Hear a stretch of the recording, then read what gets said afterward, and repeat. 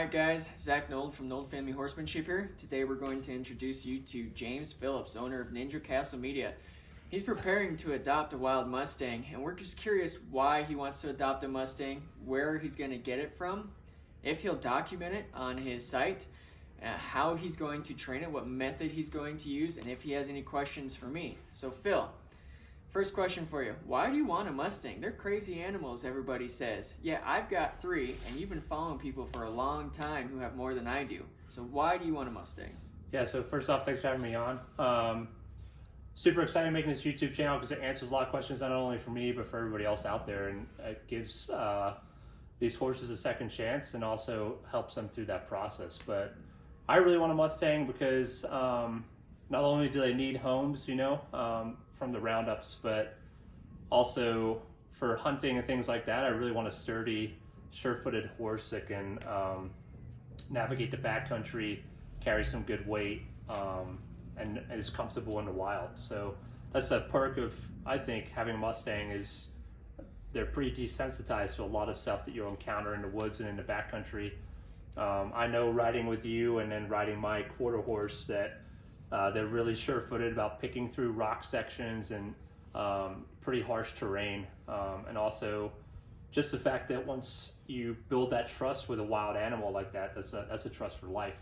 The relationship that you have with your horses that are Mustangs from the wild versus, relationships I've seen with domesticated horses that are born in captivity is definitely something different going on there. So I grew up watching Monty Roberts in the UK when I was little, and then read his book about Mustangs and that training methodology that you practice, and that's really what inspired me from a young age to want to do this. So now I'm at a point where I can.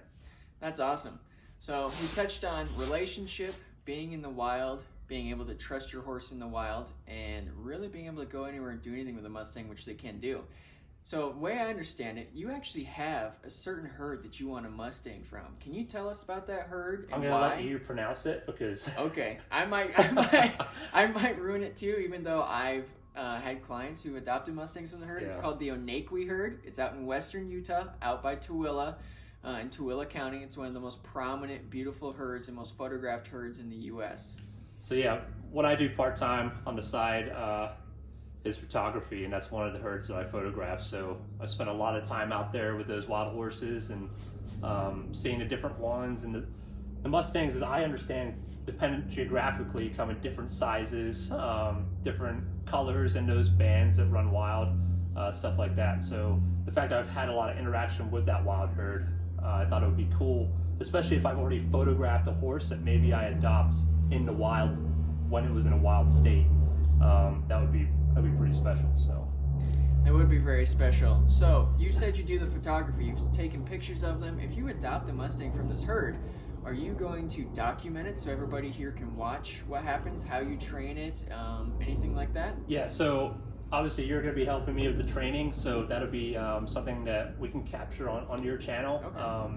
My media company, we're hoping to make a documentary out of it, which would be more episodic, more thought out of the whole process of roundup, adoption, training, all the way to the riding phase. But then all the nitty gritty stuff in between will be something that you'll be able to provide everybody else on your YouTube channel. So. Okay, so I've trained Titan here. We've done the pressure release method. I've used Monty Roberts, Clint Anderson methods from local trainers like Sidney Jackson and others. Kind of a cultivation of things. I started out. What kind of method are you going to use? Do you have a certain trainer's method you want to follow? Do you have a certain embodiment of a horsemanship style? What method do you think you want to try to follow to train this Mustang? Think probably whatever method works, but and also doesn't get me kicked, the least amount. But I think there's no one method for any horse. So I think you've taught me that. I'm thankful for that because one method may work for one horse, but you might hit a roadblock, whether that be, trailer loading, feet, maybe they just don't want to go into the canner or they get cinchy, and maybe method A and B don't work, but method C would. So what you've provided me is, a conglomerate of a bunch of different methods. So you have options in your training process. So I'm going to rely on you a lot for that training process. But definitely, I firmly believe in the pressure and release method versus the old school training methods of breaking horses. If you're able to communicate with them in a body language capacity and those kinds of things, which they actually understand, I feel that bond is built more strongly. So that's definitely the way that I would like to approach it. Hey, that's awesome. So finally, our watchers, my clients, they always have tons of questions. We're always answering questions. You and I are always hanging out. What questions do you have that might benefit them and benefit you that I could answer? So it's definitely a lot of questions that I have that luckily, I mean, you're going to answer for everybody on here too. Just everything from, the confirmation of picking out a horse.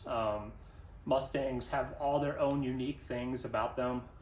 Their feet coming from the wild, their age, whether it's a gelding or a mare, all these different things just on the horse itself. And then getting into gear. What gear do I need for the phases that I'm at during the process? From the panels to set up initially to be approved by the BLM, all the way through, stick and string, different types of halters, and then getting into what I need as a rider at the very basic level, and then the training process itself. So I got a ton of questions that hopefully we'll answer on your channel.